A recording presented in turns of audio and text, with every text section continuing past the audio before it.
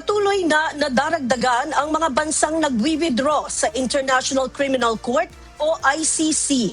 Pinakahuli dito ang bansang Chad sa Central Africa na nagsabing limitado at hindi pantay ang mga pulisiya ng ICC at nakatuon lamang ito sa mga kaso sa Africa.